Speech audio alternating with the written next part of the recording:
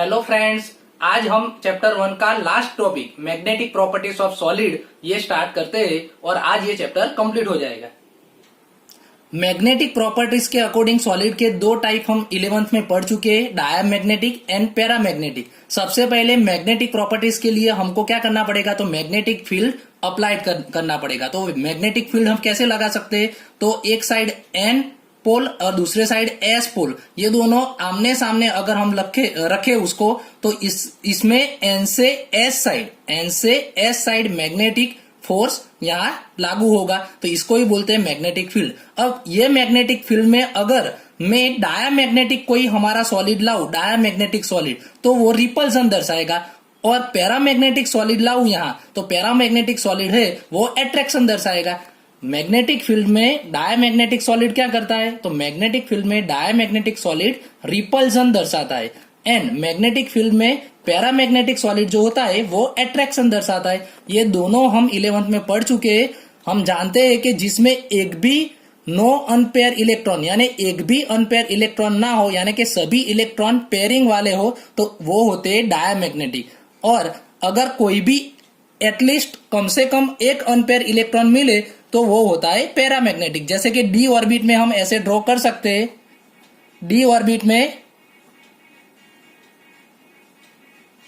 ये सभी unpaired electron है। अब इसका पेयरिंग करे तो सभी पेयर वाले इलेक्ट्रॉन हो जाए तो होगा डायमैग्नेटिक। लेकिन यहाँ एक अनपेयर इलेक्ट्रॉन अभी भी बाकी है तो वो होगा पैरामैग्नेटिक। अगर ये भी पेयर वाला इलेक्ट्रॉन हो जाए यानी सभी पेयरिंग हो गई तो वो होगा पैरामैग्नेटिक। क्लियर हो गया? तो नो अनपेयर इलेक्ट्रॉन तो diamagnetic, and at least one unpaired electron तो पैरामैग्नेटिक। अब इसके एग्जाम्पल आपको अच्छी तरह से याद रखने हैं। एग्जाम्पल बोर्ड में एसक्यू में आते हैं कि डायमैग्नेटिक के एग्जाम्पल कौन से है, तो sodium chloride TiO2 and vanadium pentoxide V2O5, तीनों एग्जाम्पल अच्छी तरह से याद रखना। पैरामैग्नेटिक में कौन से आते हैं, तो Cu+2 Fe+3 एंड TiO, यहाँ TiO2 था, यहाँ TiO है, याद रखना। अगर Cu+2 का आप एटॉमिक स्ट्रक्चर ड्रॉ करें एंड ऑर्बिट आप ड्रॉ करें तो उसमें अनपेयर इलेक्ट्रॉन होगी। अब वो अनपेयर इलेक्ट्रॉन है तो इसीलिए वो पैरामैग्नेटिक प्रॉपर्टीज दिखाता है। अब अनपेयर इलेक्ट्रॉन हो गए तो उसकी मैग्नेटिक मूवमेंट हम कैसे काउंट कर सकते हैं, तो ये भी 11th में आ चुका है।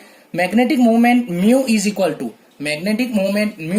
To √n+2। ऐसा एग्जाम में कोई भी पूछते हैं आपको, तो अगर अनपेयर इलेक्ट्रॉन एक हो तो यहाँ n के बदले हम 1 लिखेंगे, तो √1+2 यानी 1+2 यानी यहाँ 3 हो जाएगा, तो √3 आएगा। अगर अनपेयर इलेक्ट्रॉन कितने कितने हो सकते हैं, आप सोच सकते हो 3D ऑर्बिट हो तो अनपेयर इलेक्ट्रॉन या तो 1 होगा, या तो 2 होगा, या तो 3 होगा, या तो 4, या तो 5।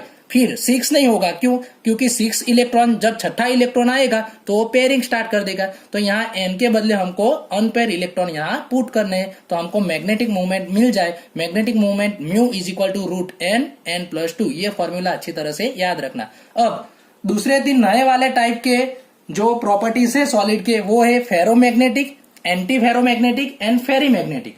Ferromagnetic, anti ferromagnetic and ferrimagnetic. Ferro and anti ferro name पर से ही आपको पता चल जाता है कि दोनों एक दूसरे से उल्टे हैं।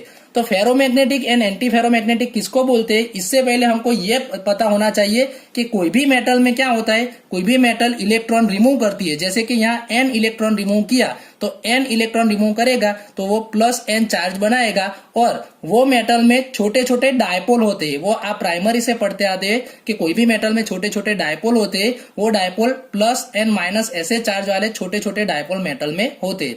तो अगर ये डायपोल एक ही साइड, जैसे कि यहाँ +-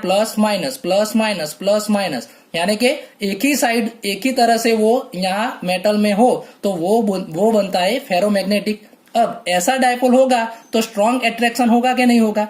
अगर डायपोल एक ही साइड ऐसे हो तो स्ट्रॉन्ग अट्रैक्शन होगा। ये डायपोल को हम ऐसे भी ड्रॉ कर सकते हैं, एरो सभी के ऊपर की साइड हो, सभी डायपोल के एरो ऊपर की साइड हो तो वो फेरोमैग्नेटिक दिखाएगा। It self behave like a magnet after removal of external magnetic force. अगर हम ये मैग्नेटिक फोर्स रिमूव कर दे तो भी वो फेरोमैग्नेटिक जो सॉलिड है वो अपने आप मैग्नेट जैसा बिहेव करेगा। इसके एग्जाम्पल है आयरन, निकल एंड क्रोमियम ऑक्साइड। अच्छी तरह से याद रखना, आयरन, निकल एंड क्रोमियम ऑक्साइड। और यहाँ मैग्नेटिक मूवमेंट म्यू मैक्सिमम होती है, मैग्नेटिक मूवमेंट यहाँ मैक्सिमम होती है। अब आप एंटी फेरोमैग्नेटिक में सोच सकते हैं कि यहाँ प्लस माइनस सभी एक साइड थे, तो यहाँ क्या होगा, उल्टा। एक प्लस माइनस में प्लस ऊपर है माइनस नीचे है, यहाँ उल्टा है, तो डायपोल उल्टी उल्टी होगी। एक में ऊपर एरो होगा, दूसरा नीचे, फिर ऊपर नीचे, ऐसे डायपोल होगी। तो यहाँ स्ट्रॉन्ग क्या होगा, रिपल्सन। यहाँ क्या होता था, स्ट्रॉन्ग एट्रैक्शन। यहाँ को क्या होगा, स्ट्रॉन्ग रिपल्सन होगा। इसके भी एग्जाम्पल अच्छी तरह से याद रखना। पैरामैग्नेटिक में भी Fe का था, Fe+3। फेरोमैग्नेटिक में भी था Fe। अब एंटी फेरोमैग्नेटिक में भी Fe का है, Fe2O3। मैंगनीज के तीनों ऑक्साइड MnO, MnO2, Mn2O, ये सभी के सभी एग्जाम्पल है एंटी फेरोमैग्नेटिक। अब फेरीमैग्नेटिक किसको बोलते, तो फेरीमैग्नेटिक में क्या होता है, जो डायपोल होते हैं वो या तो यहाँ क्या था, सभी ऊपर की साइड थी, यहाँ एक छोड़ के एक ऊपर नीचे थी। यहाँ ऑड इवन होती है अच्छी तरह से, वो यहाँ हम डाल नहीं सकते। जैसे कि यहाँ दो ऊपर की साइड है, एक नीचे की साइड है, दो ऊपर की साइड है, एक नीचे की साइड है, तो यहाँ नक्की नहीं होता, फाइनल नहीं होता कि किस टाइप की डायपोल होगी। लेकिन डायपोल यहाँ होगी, तो यहाँ म्यू इज इक्वल टू 0, यहाँ म्यू इज इक्वल टू 0 नहीं होगा। म्यू इज इक्वल टू 0 किस में था, एंटी फेरोमैग्नेटिक में। एंड म्यू मैक्सिमम किसमें था, फेरोमैग्नेटिक में। तो यहाँ मैग्नेटिक मूवमेंट ये दोनों के बीच वाले होगी। मैग्नेटिक मूवमेंट कितनी होगी, ये दोनों के बीच वाली होगी। और उसका एग्जाम्पल अच्छी तरह से याद रखना, Fe3O4। उसका एग्जाम्पल है Fe3O4।